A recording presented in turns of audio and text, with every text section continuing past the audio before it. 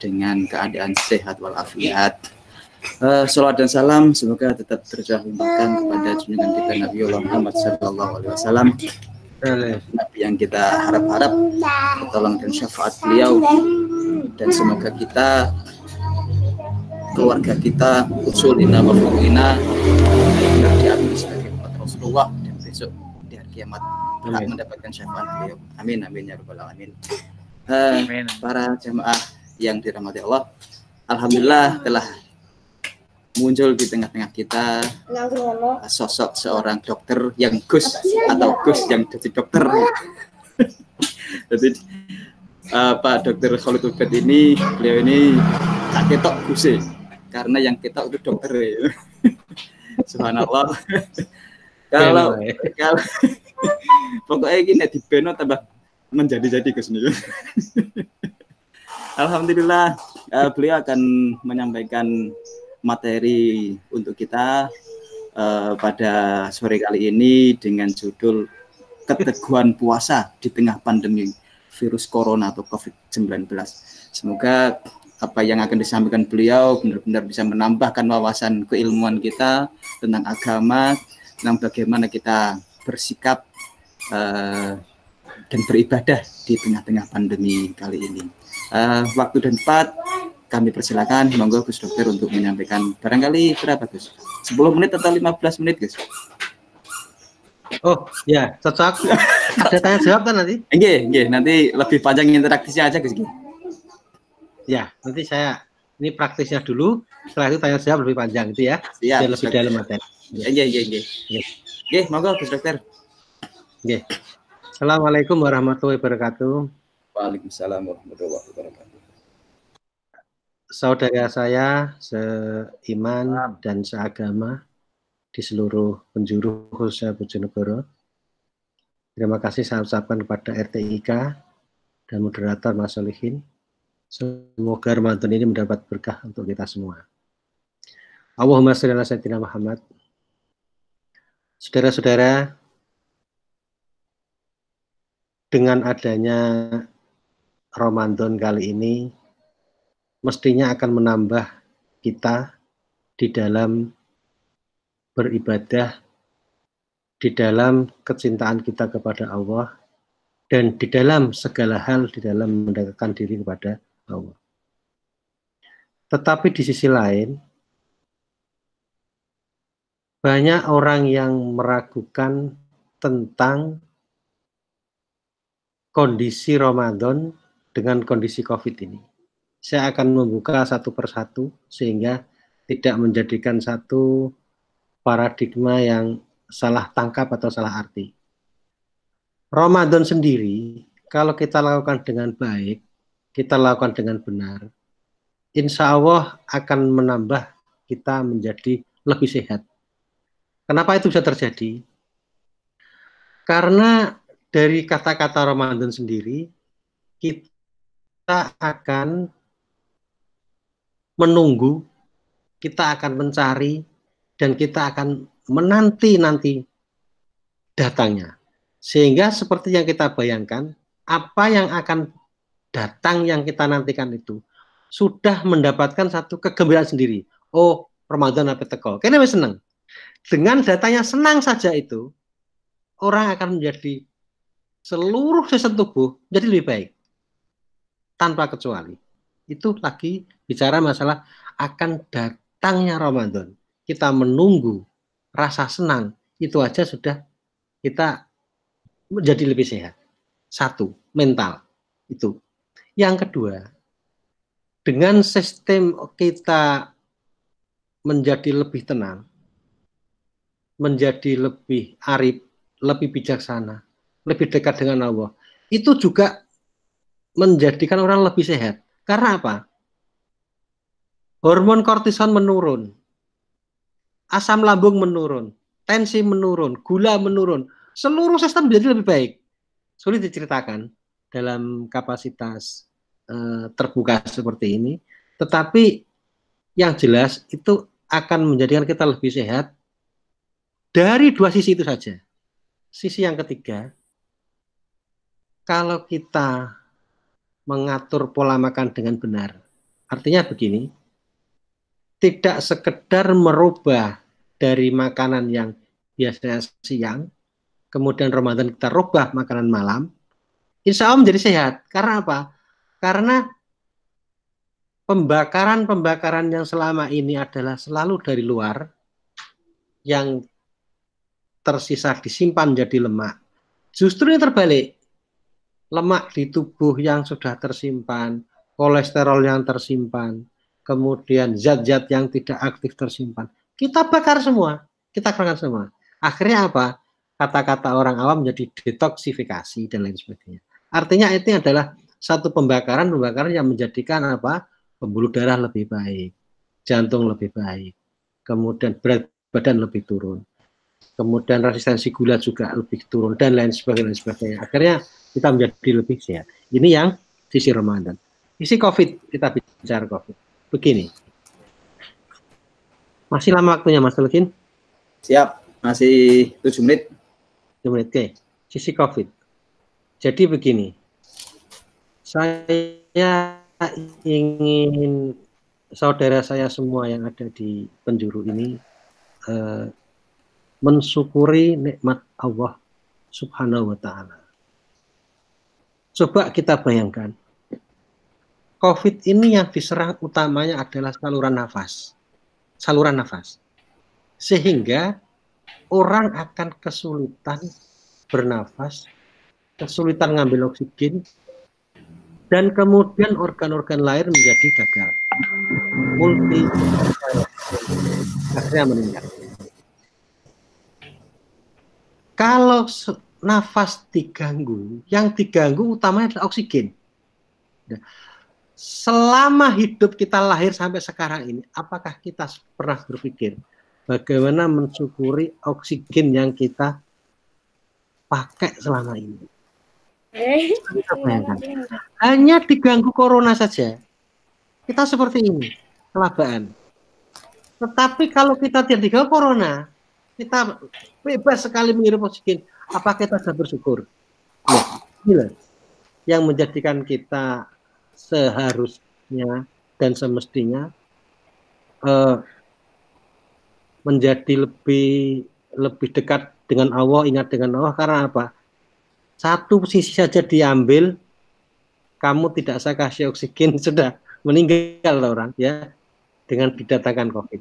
Ini yang pertama. Yang kedua, COVID ini secara teori berkembang secara pesat sekali. Dan ini mau saya sampaikan bahwa penyakit itu seringkali kita bisa menemukan vaksinnya. Tetapi COVID ini vaksinnya sangat sulit ditemukan. Diambil sisi kiri muncul yang kanan, diambil sisi kanan muncul yang kiri, diambil dari atas muncul yang bawah. Akhirnya apa? Vaksin masih sulit ditemukan sampai sekarang. Saya kadang teringat, ini karena Ramadan sehingga saya bicaranya lebih banyak agama. Saya teringat, kita ini manusia juga suka alibi terhadap perintah Allah. Aku tak sholat engkau wae jadi lokas. Aku tak zakat engkau wae di ono waktu. Aku tak berbuat baik nanti aja masih muda. Alibi kita yang banyak ini loh. Sehingga Allah sekarang menurunkan virus corona yang vaksinnya pun dialibikan. Setengah mati toh kita. Lah, oleh sebab itu mari kita semua ini sadar bagaimana bahwa kalau Allah alibi terhadap kita, luar biasa susahnya kita. Mari kita bangkit kembali, dekat dengan Allah, jangan banyak alibi. Ini yang sisi-sisi agama. Coba saya sisi virus ya. Jadi gini, virus ini adalah yang ditularkan, awalnya orang mengatakan hanya lewat droplet yang keluar dari, saya bicara begini, keluar bior-bior gitu, atau saya berpegangan, saya jabat tangan, kemudian saya bersinggungan, itu awalnya seperti itu. Berkembang lagi, ternyata virus ini berubah. Setelah virus ini berubah apa? Setelah disuarakan orang jarak 2 meter bisa menularkan. Maka muncullah masker. Kemudian sekarang muncul lagi bahwa virus ini yang awalnya tidak berkembang di terlalu lama, katanya sekarang sudah berubah, bisa berkembang, bertahan agak lama. Oleh sebab itu, kita ikuti perkembangan virus ini dari detik ke detik, sehingga ada nasihat orang-orang itu mungkin nasihat kemarin dengan sekarang berbeda. Karena virusnya berbeda. Virusnya ada 3, A, B, dan C. A, orang yang terkena tidak akan terlalu terdampak. Maksudnya apa? Sehat seperti biasa. Hanya dia terkena virus.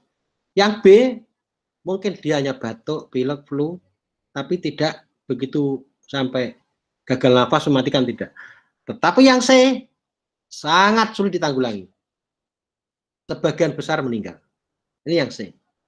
Oleh sebab itu, kita semua tidak tahu virus yang kena kita itu A, B, atau C.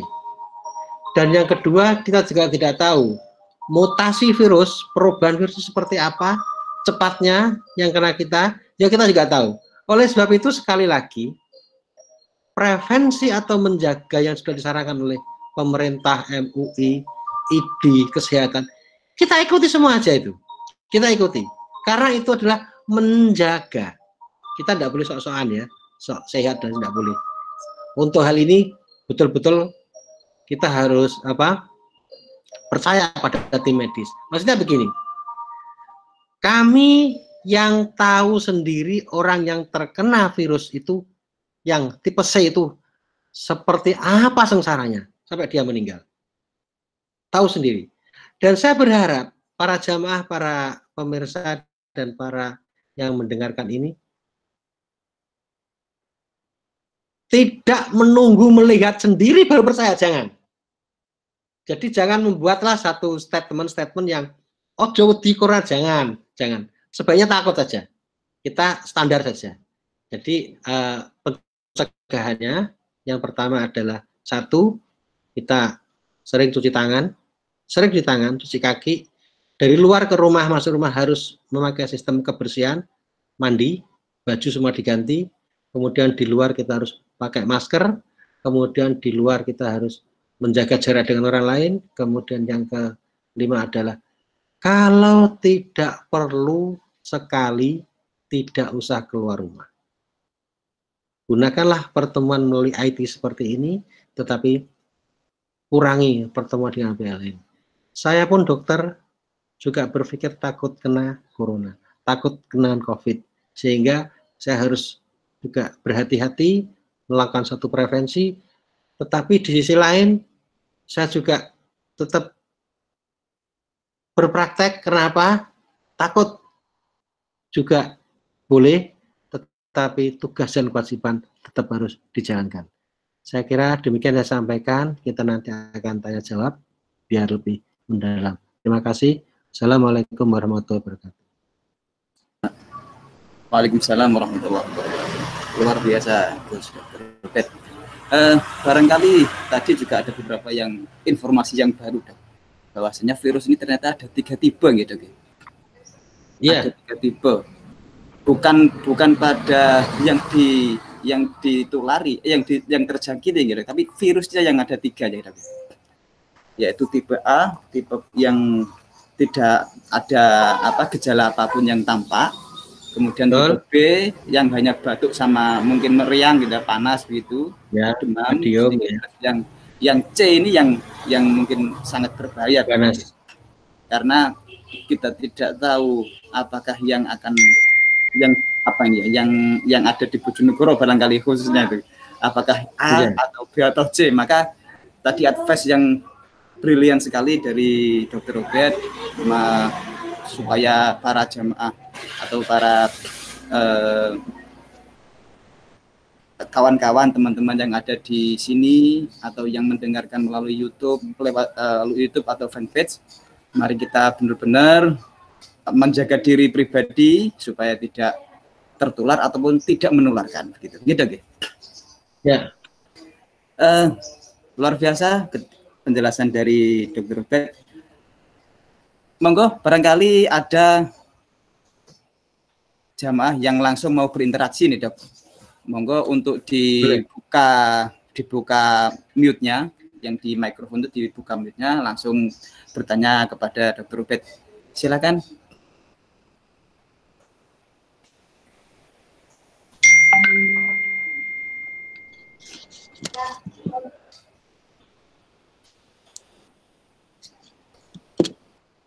Monggo loh. Sambil menunggu dok, barangkali ada yang disambung dok. Saya mau tanya nih. Oh ini ada nih dari Pak Malik Mulki. Monggo Pak Malik Mulki. Monggo. Ya, Assalamualaikum warahmatullahi wabarakatuh. Waalaikumsalam warahmatullahi wabarakatuh.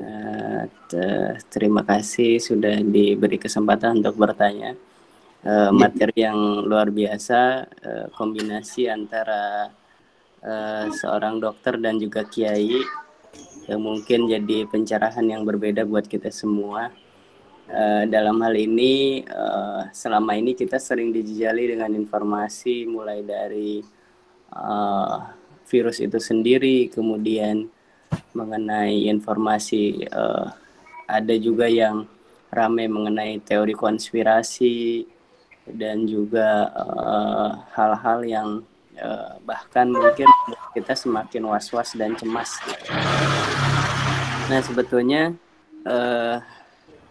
esensinya mungkin pertanyaan saya begini, jadi apa sih yang harus dilakukan oleh masyarakat awam seperti saya ini dan juga mungkin banyak orang lain di luar sana yang hanya mendengar informasi dari televisi yang setiap hari ditayangkan, terus kemudian juga sosial media yang kadang-kadang itu banyak informasi yang menyesatkan gitu.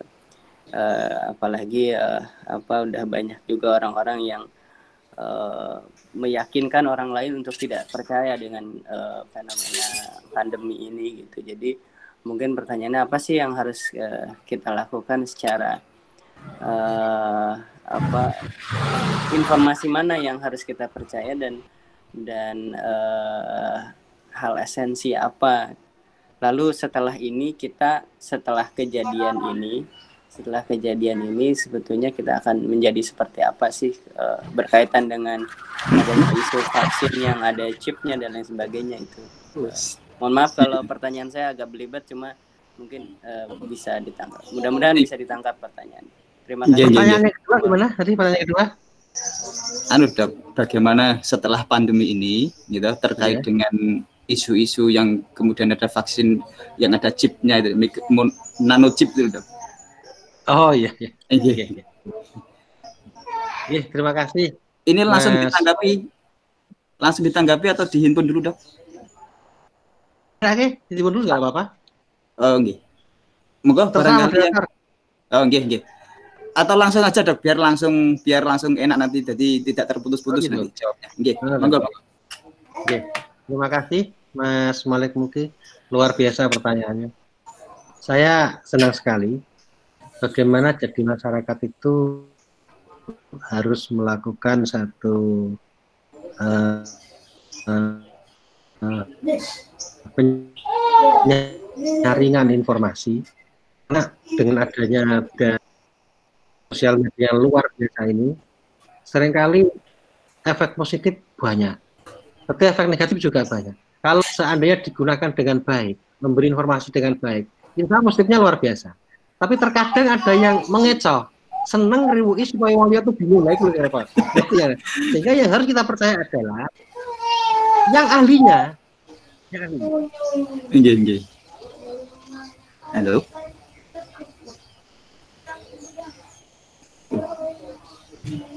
Pak dokter? Pak dokter keluar. Oh, live. Keluar beliaunya live. Coba dihubungi ulang. Salah tutul mungkin atau gimana? Ya, barangkali salah pencet. Yang jelas ini bukan teori konspirasi kan ya? Itu memang jauh Mas kalau mau dianalisa apakah ini konspirasi apa itu ya, kalau istilah di dunia terbal itu konspirasi global itu. Iya. Soalnya temenan sama Jering. Coba kita coba kita hubungi Pak Dr. Robert supaya beliau bisa tune in lagi sama kita. Dr. Robert. Nah, ini baru muncul lagi. Monggo Gus, dilanjut Gus. Mikrofonnya belum di. Sudah? Oke, sampun. Barangkali bisa diulangi, Dok, dari tadi, Dok. Yang dari awal tadi. Oke. Jadi begini. Terima kasih Mas Malik ya. Mohon maaf tadi terputus. Kita dengan ada sosial media ini sebetulnya kalau diambil sisi positif luar biasa. Karena kecepatan informasi dari seluruh penjuru dunia dan hitungan menit kita sudah dengar. Kemudian dari sisi negatif juga ada. Karena tidak sedikit juga orang yang reseh ya. Reseh itu senang orang lain bingung. Jadi informasi yang sebenarnya dia masukkan sehingga membingungkan juga ada. Sehingga mana yang kita percaya? Yang kita percaya adalah satu, ahlinya. Ahlinya. Satu. Yang kedua, orang yang punya, kalau dalam hadis itu hadis sahih dan sebagainya, itu perawinya kan harus yang mulutnya dia benar. Tidak suka bohong. Jadi itu yang harus kita percaya lebih dulu. Yang jadi kalau di sini kita punya lembaga kesehatan Kemenkes, kemudian kita punya lembaga kesehatan lagi yang swasta ID, kita juga punya profesi kesehatan dokter, dan itulah yang lebih kita percaya. Sehingga nyun sewu kalau saya ngomong tidak enak bahwa dengan adanya COVID-19 ini banyak jadi dokter. Maksudnya mengomentari yang bukan ya. Dokter baru banyak. Dokter baru, itu yang wartawan baru itu. Sehingga maksud saya jadi Mas Malik, yang penting kita menjaga puasa dengan baik, beribadah dengan baik, itu adalah satu imunitas tersendiri. Imun tersendiri. Kemudian menjaga COVID secara kesehatan, mulai dari distensi, masker, cuci tangan, kebersihan, dan sebagainya, itu juga tersendiri. Sehingga kalau ini kita gabungkan jadi satu, insya Allah kita bisa terbebas. Ditambah, enggak Mas Malik ya, enggak ya, seperti yang sering disampaikan oleh teman. Yang kedua, kalau dikatakan ini efek politis, vaksin, chip dan sebagainya, saya kira kok tidak seperti itu ya. Menurut saya murni dari kesehatan melihat ya memang ini virus. Kalaupun ada orang berani menciptakan virus, itu memang bisa melakukan dengan cara gen dirubah. Tetapi kalau setelah dia lepaskan, ada kecurigaan. Tetapi kalau merusak dunia dengan virus, saya kira enggak lah. Atau ingin kaya dengan adanya virus sehingga membuat vaksin juga kira enggak. Itu yang memang kita ini lagi dicoba oleh Allah Subhanahu Wa Taala. Moga-moga kita sabar. Terima kasih. Gitu. Kalau terkait dengan yang kedua, Gus Dokter, apakah ini ada konspirasi begitu, Pak Dokter? Ya, jadi saya katakan ini adalah murni dari pada virus sendiri. Oh gitu. Ada seseorang yang mencoba pergantian virus, kemudian lepas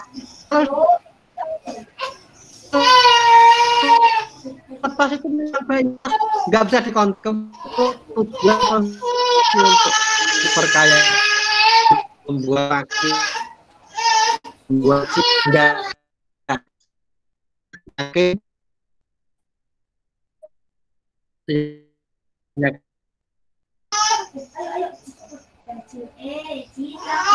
Halo Pak Dokter, suaranya putus-putus Pak Dokter.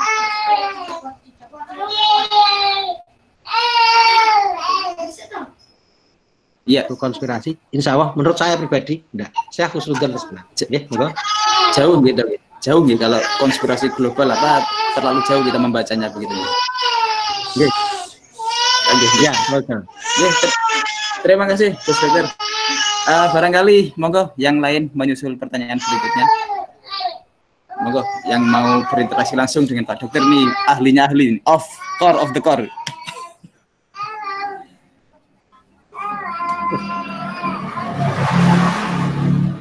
Monggo yang sudah in sama kita di program Ramadan dari Erdik ini untuk dipersilakan untuk berinteraksi, bertanya tentang bagaimana sih, barangkali tips barangkali akan lebih indah begitu ya. Oh nggih, monggo Kang Zen, Kang Zen, monggo. Saya nggih.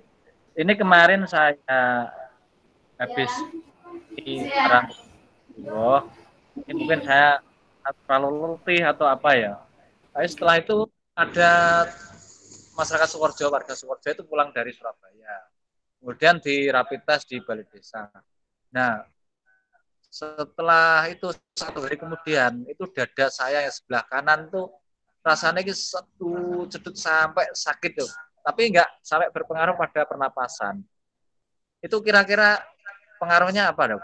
Apa terlalu letih, apa karena pengaruh ke sana kemari, kemudian ada gangguan gejala-gejala itu, Dok.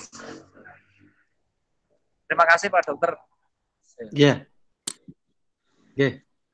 Mas Solihin, diulang pertanyaan tadi apa? Yang pertama tidak dengar. Halo, Mas Solihin. Moderator. Halo. Nggih. Nggih, sampun. Nggih, sampun bisa ditangkap. Jadi Kang Zen ini cerita, yang pertanyaannya Kang Zen tadi cerita bahwasanya ada di Sukoharjo tetangganya itu ada yang dari Surabaya, kemudian Kang Zen sempat berinteraksi dan kemudian Kang Zen merasakan cenut-cenut di dada sebelah kanan begitu. Apakah ini ada apa ini pengaruh dari berinteraksi sama orang tadi apa tidak gitu. Oke, monggo. Ya, terima kasih. Oke, jadi gini ya. COVID ini gejalanya tidak seperti itu. Nah, seperti itu ya Mas Jen ya. Tapi yang disampaikan Mas Jen tadi bisa juga karena tadi bicara kelelahan ya. Bisa karena kelelahan, kecapean atau merokok terlalu banyak juga bisa. Jadi yang seperti dadakan enak. Jadi kalau COVID murni ini adalah orang seperti flu, kemudian tetapi ingusnya belum keluar, maka tenggorokannya sakit. Itu hari ketiga keempat. Hari kelima keenam mulai panas. Hari ke-9 mulai sesak napas. Itu COVID. Yang murni. Problemnya sekarang, nyun sewu. COVID ini sudah banyak tidak murni lagi. COVID bersama demam berdarah, COVID bersama sakit mata, COVID bersama diare, COVID bersama tipes, COVID bersama kencing manis, bersama darah tinggi, penyakit paru TBC. Jadi campur semuanya. Kompleks begitu gitu, menjadi kompleks. Sewu, awalnya COVID seperti itu. Iya. Awalnya murni. Setelah beberapa bulan masuk ini menjadi tidak murni, tercampuri sehingga siapapun orang sakit kita harus curiga COVID. Itu yang pertama. Kalau kita ingin safe ya. Siapapun orang sakit sudah COVID, sehingga kita waspada. Kalau orang awam, siapapun ketemu harus di stand, kan gitu. Nggak usah keluar rumah, kan gitu. Karena semua gitu. Filosofinya begitu. Kalau kita enggak menunggu orang COVID sudah di rapid test, sudah di swab positif baru kita takut. Kan ada yang A, telat nih Dok, takutnya telat. Ada yang B. Telat. Terima kasih. Luar biasa. Jadi ini barangkali menambah informasi lagi untuk kita para jamaah ngaji di bulan Ramadan yang diadakan oleh Erdik ini. Jadi memang waspada tingkat dewa ini, Dok. Ya, kalau waspada tingkat dewa. Siapapun yang yang kemudian tingkat suhu. Biar enak ya, lihat tingkat suhu aja. Kalau tingkat dewa terlalu tinggi, Dok. Assalamualaikum. Assalamualaikum warahmatullahi wabarakatuh. Ini dari siapa ini? Enggak. Monggo langsung dari Kak Sela, dokter. Oh, Kak Sela. Oh ya, Kak Sela. Monggo Kak Sela. Siap, Kak Sela. Monggo Kak Sela. Nggih. Saya tadi mendengarkan tentang ada virus corona tipe Moga-moga. A, ya, tipe B dan tipe C. Ini sebenarnya sejarahnya gimana, Dok? Atau memang itu memang dari mutasinya atau dari apanya, Dok? Dan itu kalau nyerang tuh sejauh mana gitu loh terhadap kita? Terus itu pertama ya. Gitu aja Kak Sela. Halo Kak Sela.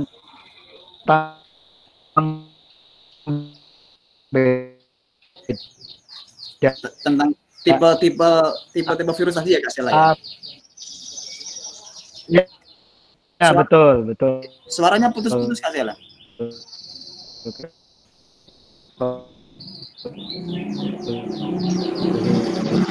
Suaranya jelas? Nah, ini sudah jelas nih. Yang tadi kayak robot Kak Sela. Oke. Ya, sip. Oh ya.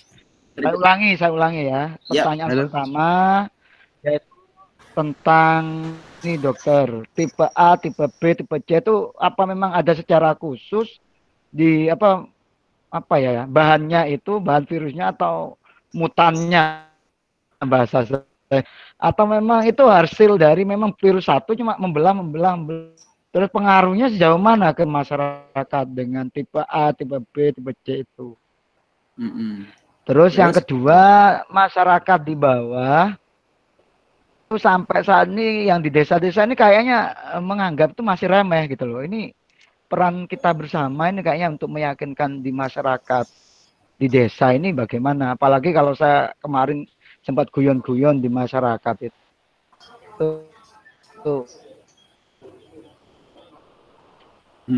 Hilang lagi Kak Sela suaranya.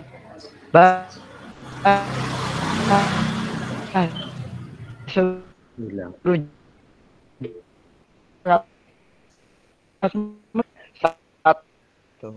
Halo Kak Sela.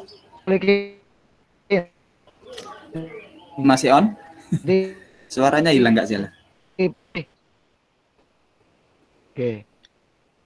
Mas Solikin suaranya hilang Nggih. yang pertama.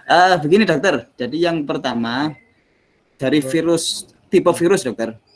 Tipe virus A, virus B, virus C ini kok bisa sejarahnya ini gimana kok? Kok bisa sampai ada, kan yang kita tahu cuma virus corona gitu aja dokter. Nah ini kok ternyata tadi dijelaskan sama dokter ada tipe A, ada tipe B, ada tipe C. Apakah ini bermutasi atau memang diciptakan berbeda-beda? Atau mungkin barangkali perlu dijelaskan juga apakah corona ini diciptakan manusia atau secara natural gitu dokter? Ya, terima kasih. Pertama kali saat virus ini ditemukan di Wuhan, itu kita menganggap itu ada suatu pandemi. Di tengah wabah ini mulai muncul banyak, ada salah satu pakar itu yang dari kemarin itu menyebutkan orang Cina bermain membuat virus dan lain sebagainya. Kemudian ada lagi yang mencurigai Amerika membuat virus ini. Kemudian ada lagi yang mencurigai mereka konspirasi. Menurut saya katakan tidak ada yang membuat virus, tidak ada. Apalagi bertujuan menyengsarakan orang. Setahu saya tidak ada. Ini murni sakit. Ada murni natural berarti. Jadi virus yang mutasi dari natural. Natural. Mungkin ada orang belajar membuat vaksin virus ini di otak-atik, kemudian terjadi mutasi tanpa sengaja, itu mungkin. Misalnya Mas Solikin gaya sepeda, karena sepeda cuman roda depan belakang, akhirnya otak-atik jadi roda dari telu lah, seperti itu loh misalnya. Jadi mutasi roda 2 menjadi roda 3, misalnya itu. Jadi tidak sengaja, misalnya seperti itu, dan diciptakan kemudian keluar menjadi prototip orang banyak. Kemudian ada motif ini adalah klinis yang muncul pada seseorang. A, B, C. Bukan tipe virusnya. Sulit mentipekan virus. Virus ada yang mengklasifikasikan jenis ini itu jenis itu dan sebagainya. Tetapi setelah diteliti ulang, virusnya berubah. Kenapa kok bisa gitu? Inilah kelebihan Allah Subhanahu wa taala di dalam memberi ujian pada kita, sehingga kalau virus itu berubah, vaksin yang dibentuk nggak ada yang ditembak lagi, berubah lagi. Maksud saya tadi saya katakan inilah alibi manusia, kemudian membuat alibi kita yang bingung sendiri. Itu loh ya. Innallah Terhadap khairul Nasela, makirin. luar biasa pertanyaannya. Yang benar, iya. Wallahu khairul makirin. Makar-makaran seperti ini, wallahu khairul makirin, betul. Apa yang dari kok seharusnya? Ya itu biar bagiannya Ustaz ya. Oke, itu lanjut. Iya dokter, terima kasih dokter. Nah ini dokter, terkait dengan apa tadi yang berikutnya itu yang Kak Sheila tanyakan, kalau di arus bawah di kelompok-kelompok petani itu.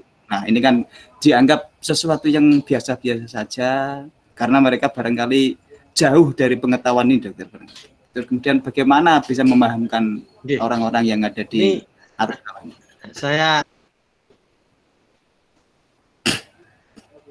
ini? Saya mau bilang gini, yang pertama adalah struktur psikis, demografi, dan kebiasaan kita. Nyun Sewu, ini saya bilangkan, orang-orang masyarakat kita, atau termasuk saya sendiri dulu, itu melihat sendiri, merasakan sendiri, baru percaya, itu dulu. Itu dulu begitu. Jadi nak itu kalau orang Jawa itu gak ngandel, kecuali orang Jawa banget. Ya, itu orang Jawa, itu sampai tak coplok kopi aku loh, itu orang Jawa kalau kemudian. Jawa banget dan empirik, harus empirik. Ya, sampai sehari-hari seperti ini, Nyun Sewu. Uang kongkon dandani jam tangan. Ini contoh tapi yang agak relevan. Jam tangan ini didadani seorang A, dadani kui baru dilihat, oh ini rusak mastik, cukup 2 menit selesai. Tetapi didadani dengan uang B, jam tangan itu dibongkar sampai 3 hari. 3 hari baru selesai. Lah itu nak wong Jawa, Mas.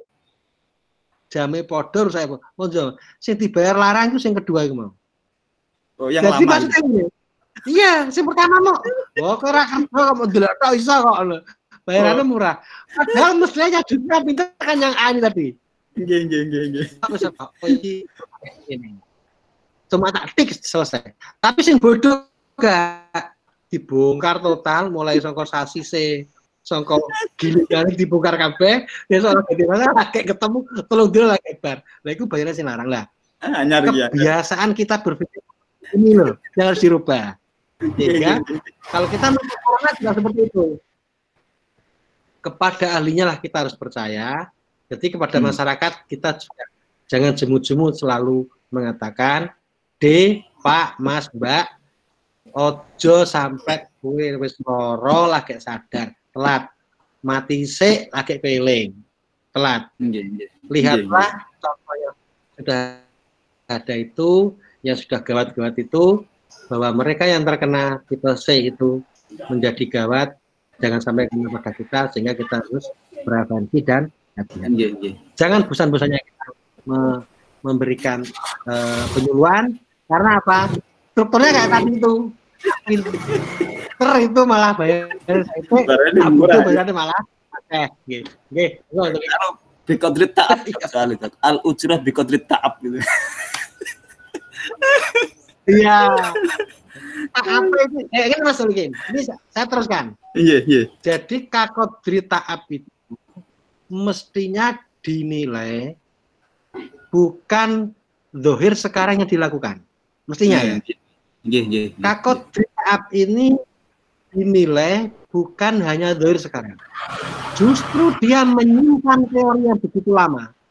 Dia belajar di pesantren, belajar jadi ahli masinis, ahli apapun. Itu qadri ta'ab sudah.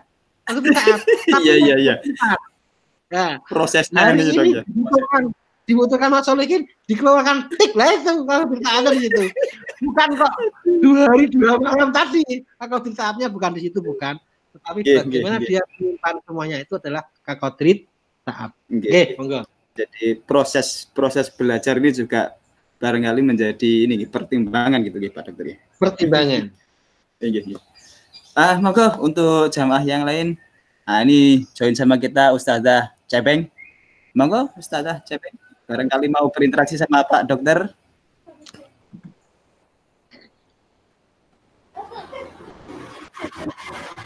Oh, Mas Afid, monggo Mas Afid.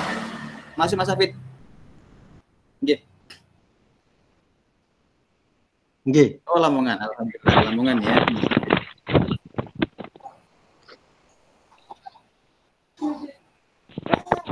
Nggih. Dok. Iya. Iya, Dok. Saya Afid dari Lamongan, Dok. Jadi gini. Beberapa hari ini tuh terjadi polemik di desa saya, Dok. Jadi kan mungkin banyak cara untuk mencegah penyebaran COVID ini yang dilakukan di desa-desa kayak gitu. Jadi ada satu hal, Dok, bahwa banyak yang diharuskan di desa ini tuh harus membuat sterilisasi chamber itu, Dok. Bilik sterilisasi gitu, Dok. Nanti ada penyemprotan, tetapi ada juga yang kontra, Dok. Karena memang belum ada, menurut saya ya, Dok. Saya itu belum menemukan bahan yang memang baik untuk indera manusia, baik untuk kesehatan manusia secara nyatanya, Dok. Kayak semisal kayak katanya itu ada bahan berupa klorin ataupun kalau dibuat air itu apa ya, Dok? Kaporit itu loh, Dok. Nah, kalau nanti katanya konsentrasinya terlalu tinggi itu juga berbahaya bagi kesehatan juga, Dok. Terus ada yang menyarankan untuk detol. Juga menurut ahlinya kan kalau detol itu buat bahan luka saja, Dok. Tapi kalau terus-terusan kena indera, baik indera mata dan sebagainya juga berbahaya, Dok. Nah, mungkin dari Dinas Kesehatan juga tidak menyarankan bahan apa yang bisa digunakan untuk bilik sterilisasi chamber. Nah, yang di desa-desa itu kan kadang populernya seperti ini, dibuatkan seperti ini, Dok. Nah, mungkin saran dari dokter itu bagaimana untuk bilik sterilisasi? Langsung Mas Lin. Gitu. Monggo, siap. Terima kasih. Langsung, monggo. Jadi begini ya. Ini adalah paradigma perkembangan ilmu. Awalnya chamber ini menjadi satu primadona kita awalnya. Kemudian setelah diteliti, justru efek sampingnya pada manusia itu lebih banyak. Dari bahan kemudian membunuh virus yang ada di dalam mulutnya kan tidak terbunuh. Dia kan justru yang di pakaian, justru kalau kena muka rusak, kena kulit rusak. Kemudian bahan-bahan yang dipakai itu merusak badan kita. Sehingga WHO melarang. Akhirnya apa? Yang tahu chamber sekarang tidak digunakan. Tetapi sterilisasi ruangan dengan pakai itu yang tidak mengenai manusia tetap dilaksanakan. Tetap dilaksanakan. Kalau posisi ramai ya dari 2 kali pagi sama malam atau sama sore dilaksanakan. Kemudian pencegahan yang paling rasional adalah yang mengikuti pola virus itu sendiri. Jadi apa? Karena virus itu dikeluarkan oleh orang batuk sehingga terbang, airborne, terbang ini keluar, maka kita jarak 1,5-2 meter. Itu rasional, karena kan tidak akan sampai lebih dari itu. Yang kedua, kita tidak usah berpegangan, tidak usah jabat tangan. Kemudian kalau ngomong dari jauh, pakai masker, selalu cuci tangan. Kalau pulang dari jauh sampai rumah, mandi, kaki, dan sebagainya. Ganti baju dan sebagainya. Itu adalah cara-cara yang rasional yang selama ini ada. Terima kasih atas pertanyaan. Mandi seperti mandi jenabat ya, Kak? Iya, saya mandi jenabat 4 kali sehari. Luar biasa. Ini ketemu Gus ini. Boleh tanya lagi, Dok? Oke, monggo Mas Afid, monggo lanjutkan Afid.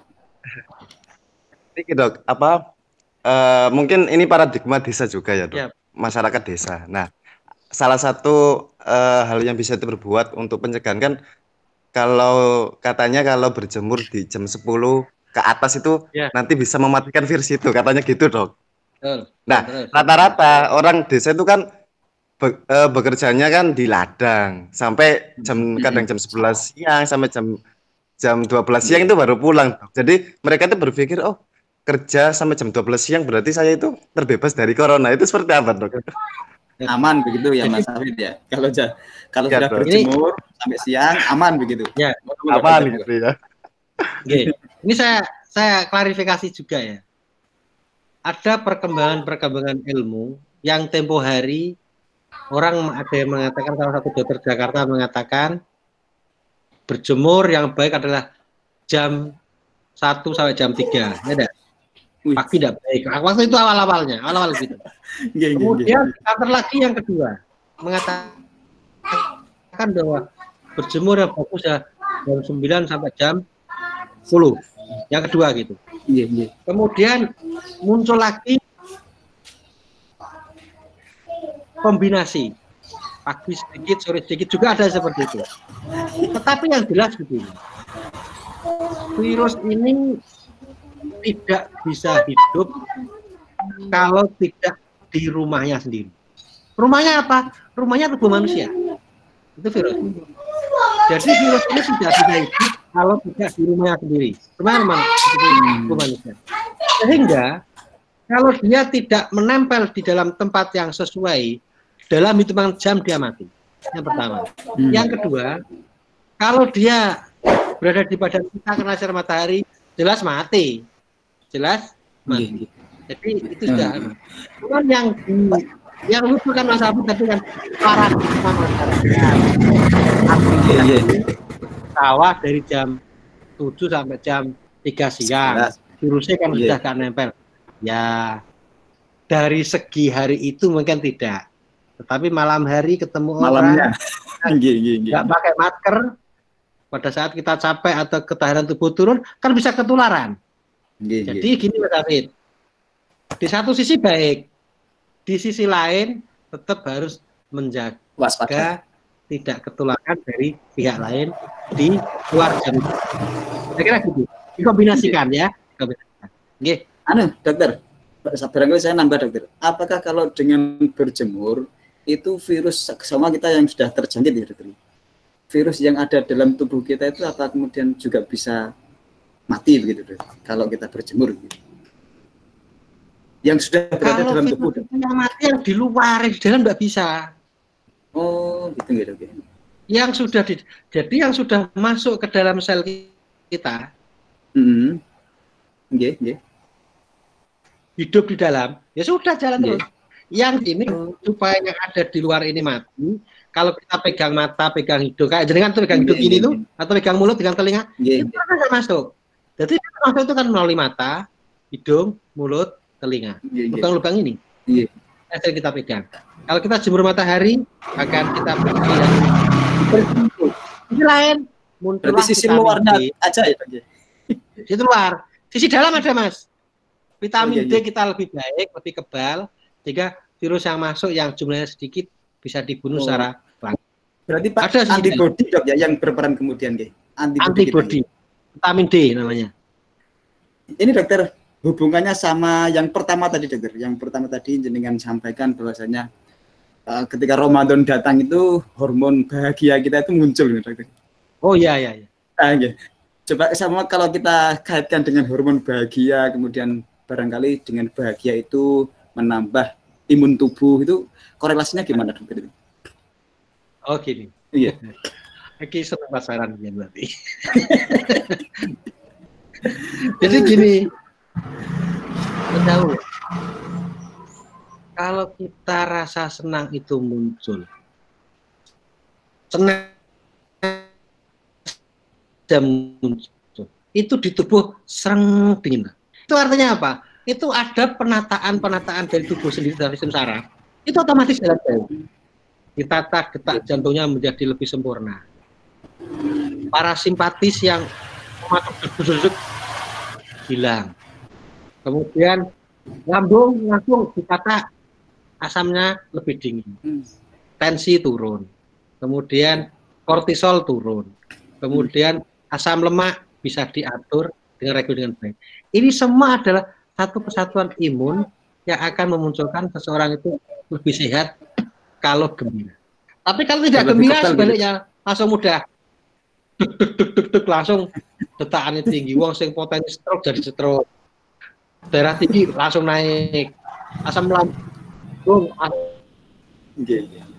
Jadi malam gak bisa tidur, muntah-muntah, vertigo, muter dan sebagainya. Itulah kalau orang yang gembira.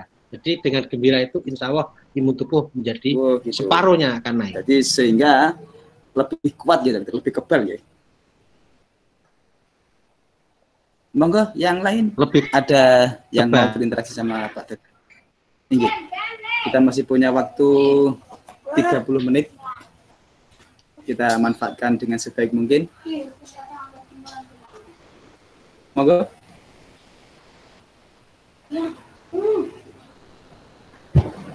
Kalau monggo ada yang mau berinteraksi? Mas ya. Mas Faun dari Salam.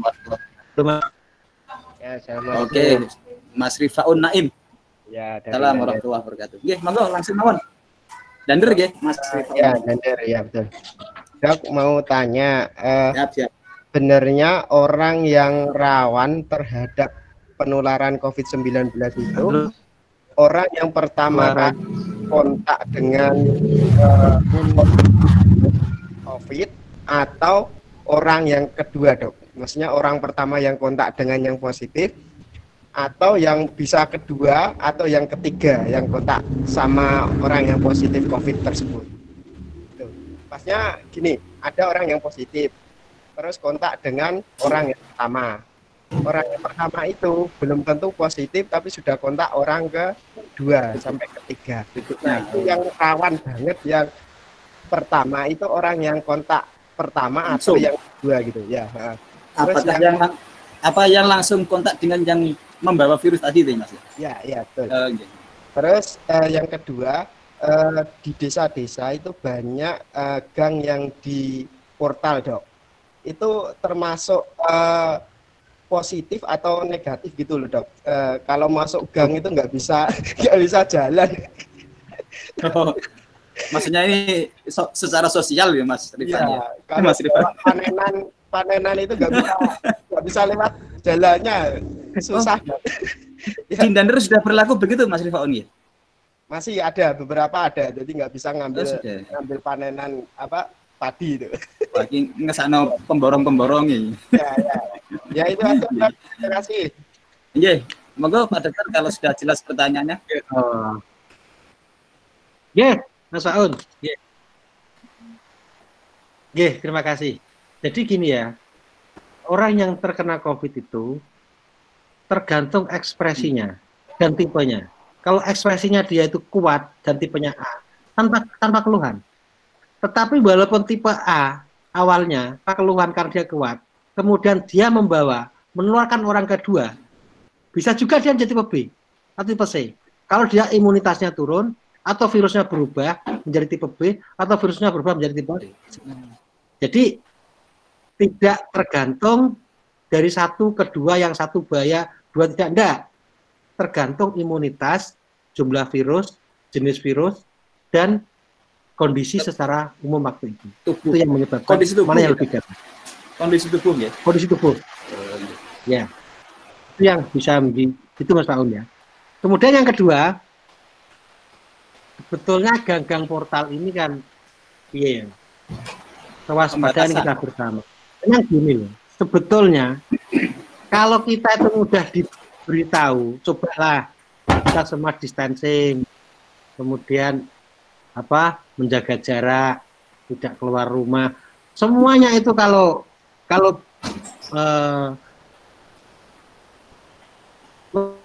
mentaati, mungkin gang-gang nggak perlu ditutup kok. Perlu. Kemudian yang datang dari jauh itu jujur, nyun sewu loh.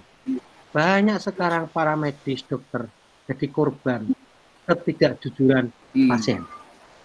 Dia datang dari Jakarta, batuk, panas, sesak, ditanya, apakah sang Jakarta, Jawa Tengah, atau dari Surabaya? Enggak, masa sini aja, gini. Ternyata kita keluar dengan biasa. Kita cek rapid positif, swab positif. Kemudian seluruh orang itu, ini terjadi di Rumah Sakit Jawa Tengah dan di Jogja, langsung 46 orang itu positif semua. Gara-gara orang satu. Nah, seperti ini loh. Dari Semarang.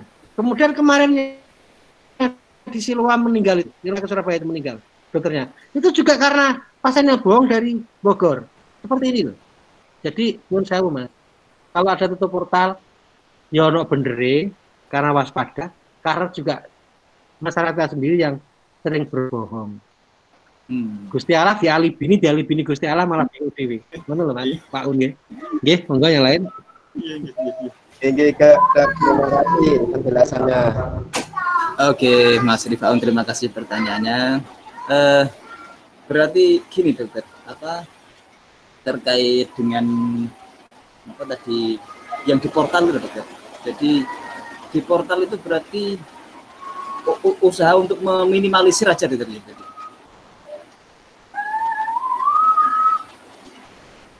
Halo, Pak Dokter?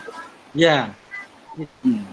Kalau di kota ini berlakunya jam malam. Minimalisir orang luar masuk ke setiap RT RW tempat. Itu di kota jam malam jam 9 ke atas. Kemudian kalau di desa saya belum tahu. Tetapi yang jelas begini, dengan lihat portal sendiri kan orang mikir, mikir ini masyarakat sudah semua waspada. Ya, dari waspada. Harusnya gitu. Mereka itu minimal.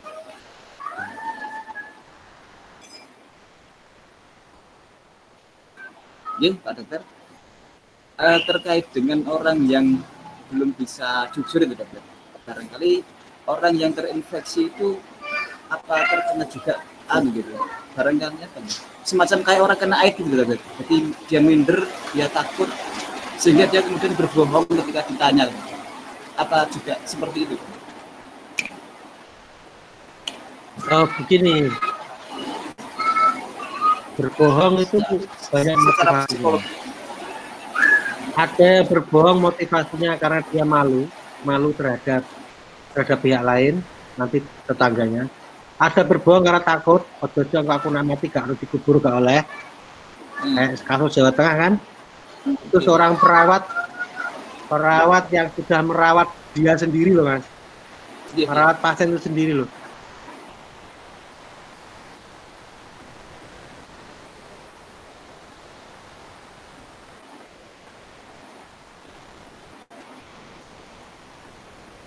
Suaranya Dok, suaranya terbut ya? Suaranya jenuh.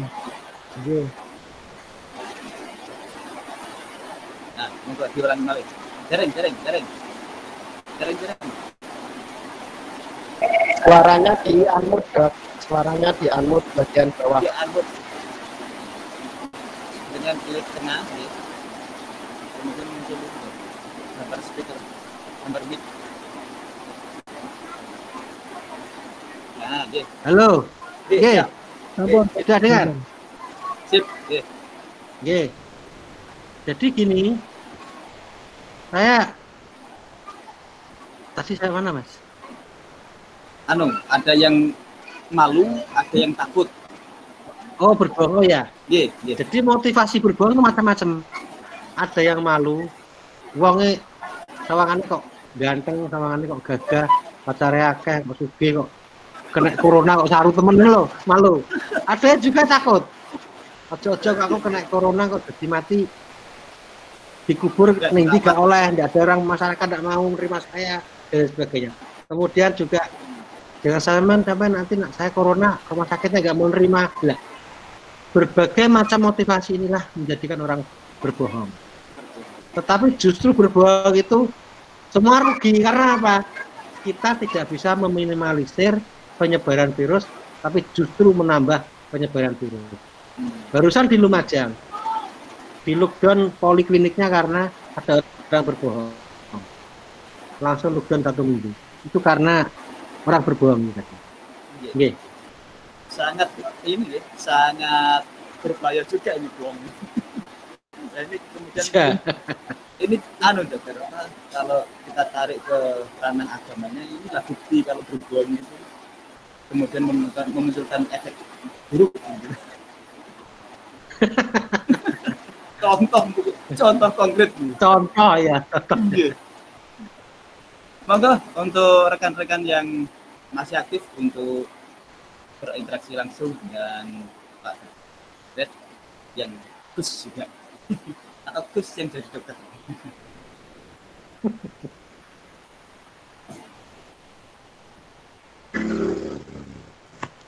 Oh, Mas Afid lagi. Kenapa Mas Afid? Boleh tanya lagi ya, Dok? Iya, pokoknya sampai jelas Mas Afid. Boleh. Ini, Dok, apa rata-rata di desa itu kan ada yang namanya itu, Dok,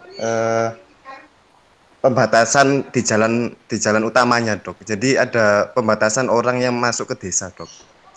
Tetapi sekarang kan rata-rata, Dok, sifat orang desa kan kalau dari Surabaya, kalau yang Bajak atau yang setiap minggu pulang, kalau di karantina pasti kan nggak mau, Dok. Rata-rata kan seperti itu. Nah, mungkin cara yang paling efektif bahwasanya memastikan bahwa mereka yang dari luar kota itu terhindar dari virus tersebut itu bagaimana, Bos? Tapi mendeteksinya. Ini masuk ke ranah ilmu, Mas Afid ya. Jadi gini, virus ini kalau kena seseorang dicek rapid test itu akan positif setelah hari ke-8 ke atas. Rapid test itu positif setelah hari ke-8 ke atas. Tetapi kalau di swab itu diambil, itu justru hari pertama sampai ke-5 itu positifnya tinggi. Nah, kebalikannya di kita adalah di rapid test dulu positif baru di swab, kan gitu. Ini kebalik. Tetapi kenapa terjadi? Nah, semua di swab mahal, Pak, 1 juta luwih itu swab. Oh, berarti nggak mungkin. Kendala biaya ya, Dok? Kita disiplin dengan rapid, biayanya kendala biaya. Di rapid dulu, rapid test positif baru di swab. Padahal ini kebalik. Secara teori kebalik. Semua orang bisa di swab. Kemudian gini, Mas, nyun sewu ya. Kalau daerah merah, Mas Afid, kalau daerah merah, itu mestinya kan tahu diri lah. Dia di Surabaya, di tempat daerah merah itu maksud saya, nggak usah pulang, atau di rumah saja, nggak usah ke daerah merah. Itu harus diambil sikap. Untuk wabah COVID ini, iya, dia harus mengambil sikap. Saya di daerah merah sampai selesai pandemi, atau di rumah saja, tidak masuk ke daerah merah sampai selesai pandemi, itu mestinya harus ngambil komitmen salah satu. Jangan dia di daerah merah hari ini, sore pulang daerah hijau. Besok kembali merah, besok. Ya itu lebih, Mas. Gini. Sangat berbahaya gitu. Oke, kita makasih ya.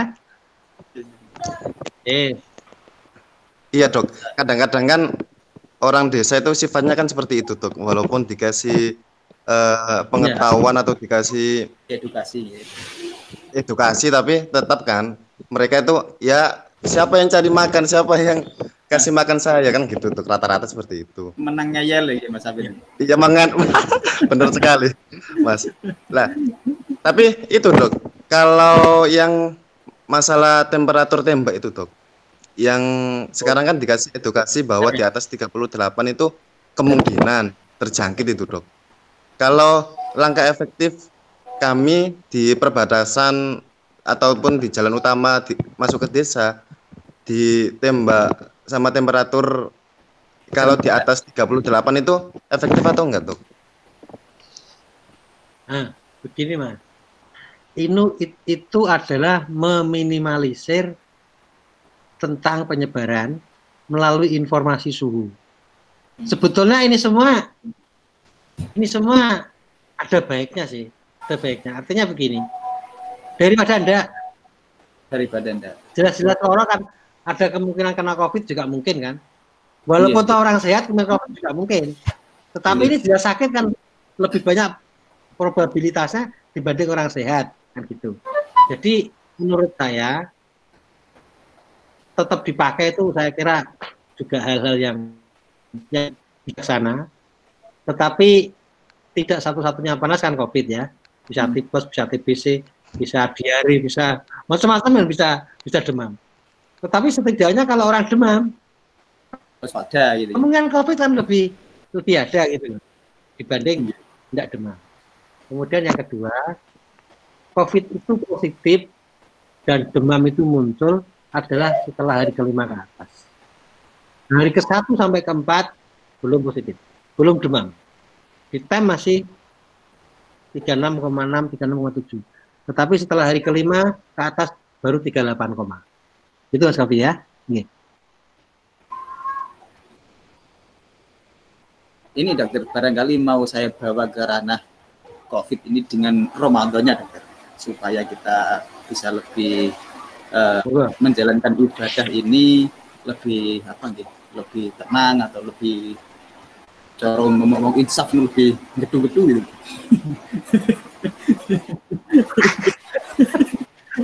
Orang tahu insaf awalnya. Moga dokter barangkali bisa dibawa ke ranah ke arah ini keteguhan kita puasa di tengah pandemi. Ya, saya ingatkan begini ya, nikmat yang kita terima dari Allah ini, nyun sewu, sejak lahir sampai sekarang luar biasa. Coba nyun sewu, seandainya Allah itu bertransaksi dengan kita, 1 kali detak jantung harus menyebut nama Allah, saya yakin seluruh dunia orang mau. Daripada nggak nyebut Allah mati. Tetapi begitu hebatnya Allah, kita dibiarkan. Nak teh bersyukur, tak tambahin. Nak kue kafir, ingkar, tak seksual kan gitu aja. Tapi kita aja nggak mau. Sehingga kalau kita mau menyadari bahwa apa yang kita terima itu sebetulnya luar biasa, yang harus kita syukuri. Sehingga kalau Allah memberikan satu cobaan sekarang melalui ujian menurut saya, pandemi ini, itu oksigen diambil Pak. Jadi disumbat saluran nafasnya, disumbat paru-parunya, yang beroksigen. Toh kita itu menerima oksigen sampai sekarang. Bersyukur apa belum? Jadi juga kita bertanya. Kita bertanya.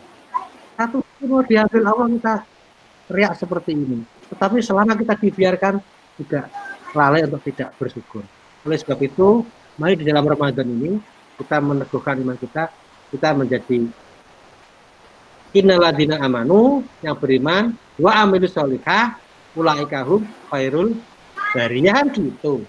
Menjadi sebaik-baik makhluk karena apa? Karena kita beriman dan beramal. Janjinya apa? Jannatu adnin. Loh, kan jelas. Tetapi kita saja yang terkadang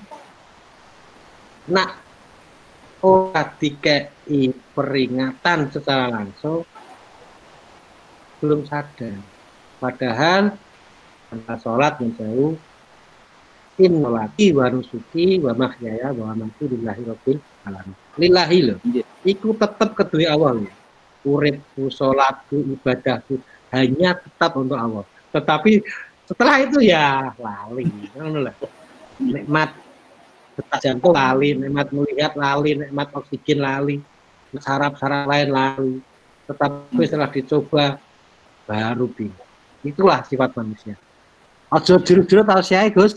Mau aku tuh kiai. Ini pembuktian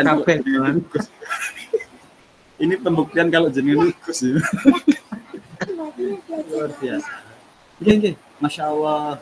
Ini tambah informasi tentang COVID, bagaimana kemudian kita menyikapi COVID ini dan harus beribadah di dalam pandemi ini, memang harus ini apa benar-benar bisa disikapi dengan cermat begitu ya, sebagai muslim yang cerdas begitu nih.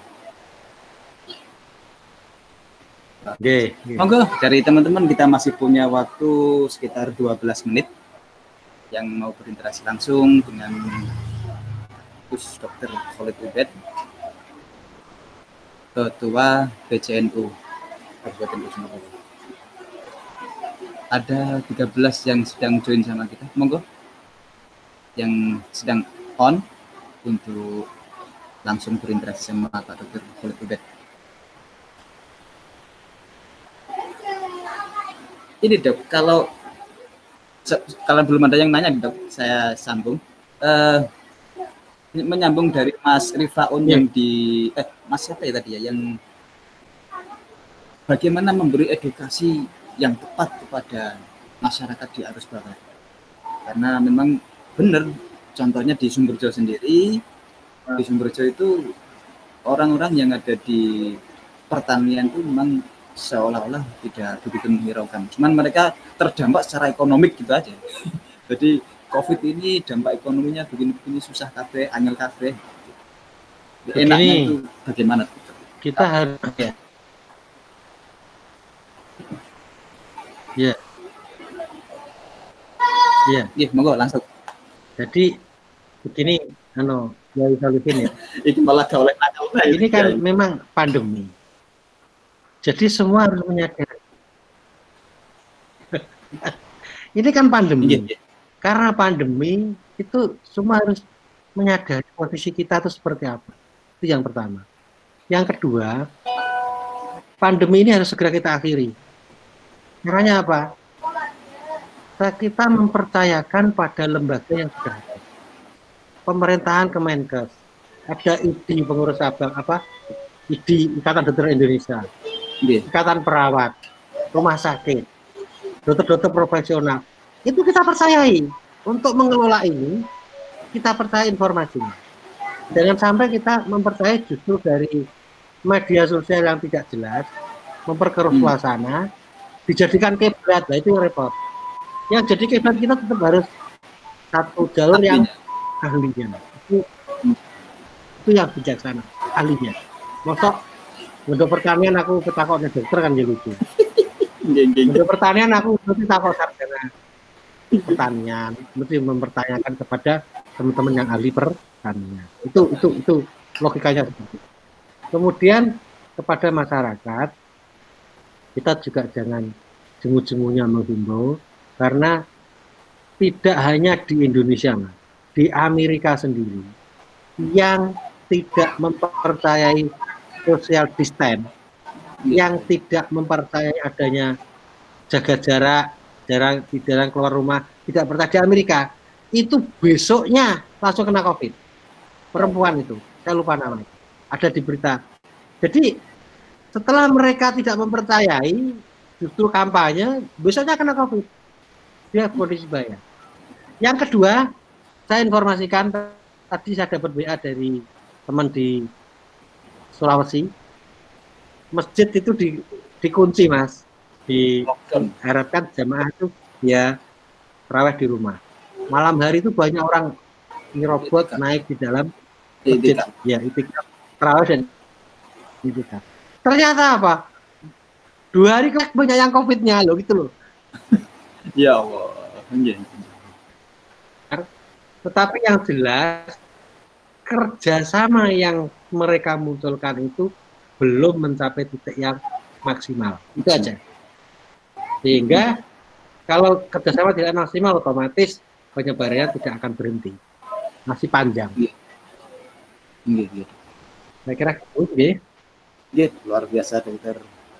Ini masih ada jeda, masih ada sisa waktu 8 menit untuk rekan-rekan yang masih on sama kita di majelis etik ini. Monggo untuk berinteraksi langsung dengan Pak Dr. Khalid Ibet. Monggo dipersilakan. Ayo.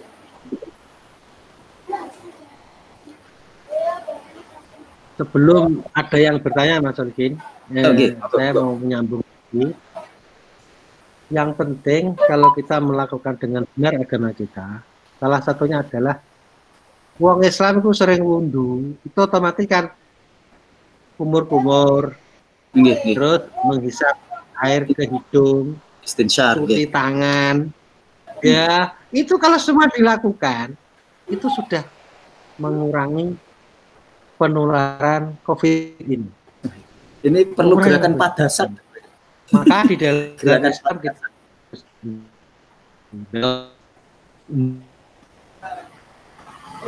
halo Pak Dokter. Gerakan padasan ini menjadi menarik ini, Dok. Padasan dulu saya, Mas ya. Padasan ngarep rumah ini, Masya Allah. Ya. Kalau orang dulu itu kan kayak sebuah kewajiban gitu, guys. Setiap rumah itu ada padasan, ada kendinya gitu di depan rumah itu. Ada kendinya minum ya. Barangkali kita mau diinstal ulang ini sama Allah ini. Dunia ini mau diinstal ulang. Betul. Saya setuju, Mas Terkin. Jadi dulu itu ada di depan rumah itu ada padasan, ada kendi minum. sebelum masuk rumah cuci kaki, cuci tangan itu dulu ada gitu. Nggih. Sudah. Terus akhir-akhir ini hilang tidak hanya kebersihannya, juga moralnya barang tuh Mas repot ya. Masya Allah. Moralnya juga hilang. Nggih. Ketot ini.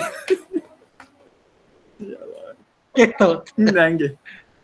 Monggo teman-teman yang masih on sama kita bersama Pak Dr. Khalid Ibed, kita gali informasi yang seindah yang sedalam-dalamnya terkait dengan COVID ini. Kita korelasikan dengan bagaimana kita beribadah di bulan Ramadan yang penuh berkah ini, supaya kita lulus dari Ramadan ini benar-benar menyandang gelar mutakin luar dalam. Mutakin di luar juga mutakin di dalam. Monggo ada rekan-rekan yang mau mutakin interaksi. Gini Mas Sulkin. Ya, nggih, Pak Dokter. Kalau belum ada yang bertanya, saya mau bilang moga bahwa kontroversi beberapa waktu lalu, termasuk adanya vitamin. Pertama, ngombe vitamin. Kedua, ojo ngombe vitamin iki. Mulawak silahkan ojo. Saya tegaskan, kontroversi seperti itu di dunia ilmu seperti itu. Tetapi dibuktikan bahwa minum temulawak,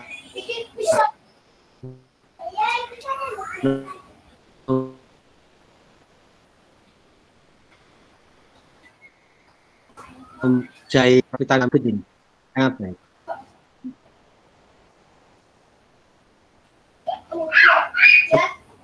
Kemudian sebelum ada yang tanya, saya teruskan lagi.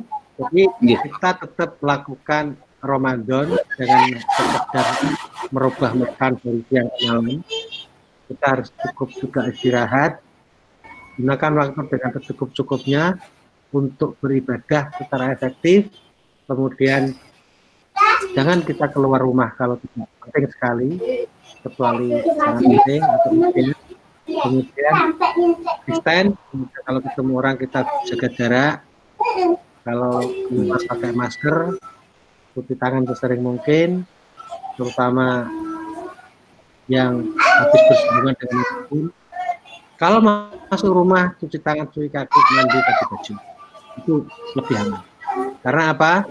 Mungkin kita dari rumah membawa virus itu tebal sehingga tidak menunjukkan gejala ABC, tetap A saja, tidak B, tidak C. Tetapi mungkin anak istri kita bisa kena C. Jadi kita A, mereka C. Gitu ya. Jadi jangan mengatakan bahwa aku sehat atau tak mungkin nular, jangan seperti itu.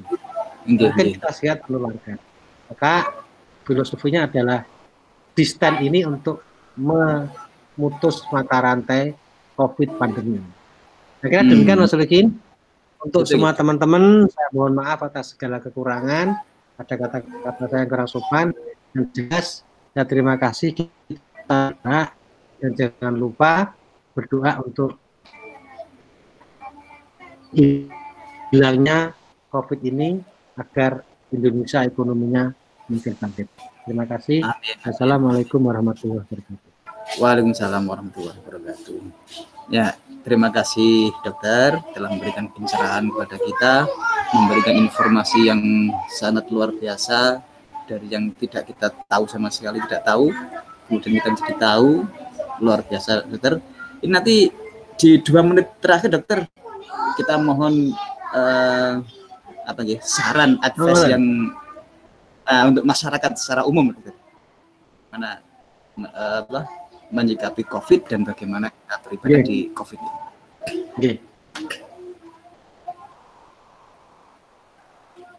Yang pertama, kita harus mengerti berita itu hoax atau tidak.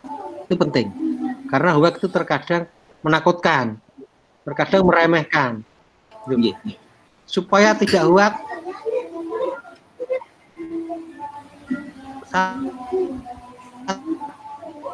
jalur yang pemerintah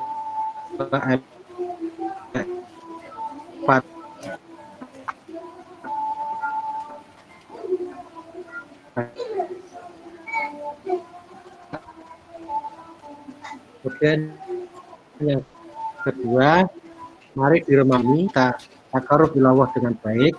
Karena apa? Satu kenikmatan dari Allah diambil kita punya. Oleh sebab itu, kita moga-moga menjadi orang yang dirahmati, kenikmatan diberikan pada kita tidak diambil, tapi justru malah ditambah. Lain syakat. Dan demikian, terima kasih. Mohon maaf, aku mau tahu siai baru kabeh kok. Luar biasa Pak Dokter. Demikian sahabat-sahabat di majelis etik ini, apa yang sudah disampaikan sama Pak Dokter, mari kita tularkan yang indah-indah, yang baik-baik, yang informasi yang akurat ini kita sampaikan kepada masyarakat, kita edukasi masyarakat yang belum menerima informasi dengan tepat, kita pahamkan mereka, kita bendung supaya pandemi ini tidak semakin meluas. Yang pertama tadi, benar-benar harus kita bersyukur terhadap nikmat Allah yang berupa kesehatan, berupa oksigen yang luar biasa yang kita hidup setiap hari, kenikmatan yang dengan bebas kita bisa bernafas begitu. Yang berikutnya, social distance itu menjadi sangat penting supaya penularan COVID ini tidak semakin menjadi-jadi. Apa yang sudah kita bahas bersama beliau Al-Mukarram Pak Dr. Khalid Ubed, semoga bisa bermanfaat untuk kita semuanya, khususnya warga Bojonegoro dan umumnya untuk warga Indonesia. Kita berdoa di menjelang buka puasa ini, dan ini waktu mustajab. Kita berdoa semoga pandemi ini segera berakhir, kita bisa beraktivitas seperti semula, dan kondisi sosial ekonomi juga bisa berjalan dengan lebih baik lagi. Amin, amin ya rabbal alamin. Demikian dari kami Solihin, mohon maaf yang sebesar-besarnya apabila ada kekurangan dalam membawakan acara bersama Pak Dokter ini. Masih Mas Bagi. Dari kami, wallahu muwaffiq ila aqwamit thoriq. Wassalamualaikum warahmatullahi wabarakatuh. Waalaikumsalam. Terima kasih banyak Pak Dokter sharingnya, semoga bermanfaat untuk kita semua. Terima kasih Kang Solihin sudah menjadi moderator. Terima kasih Ustaz Solihin. Siap, Mas Paun. Ojo diceluk Ustaz, gak oleh nakal.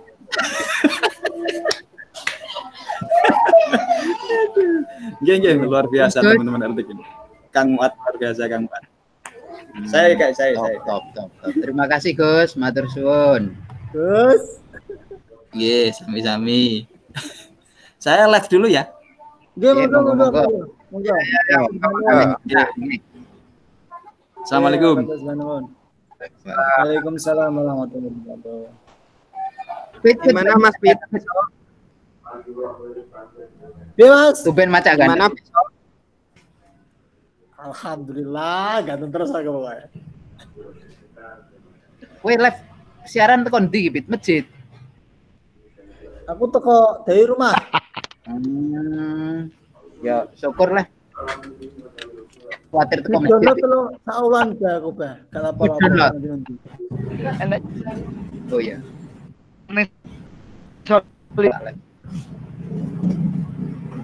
Mana matanya bro?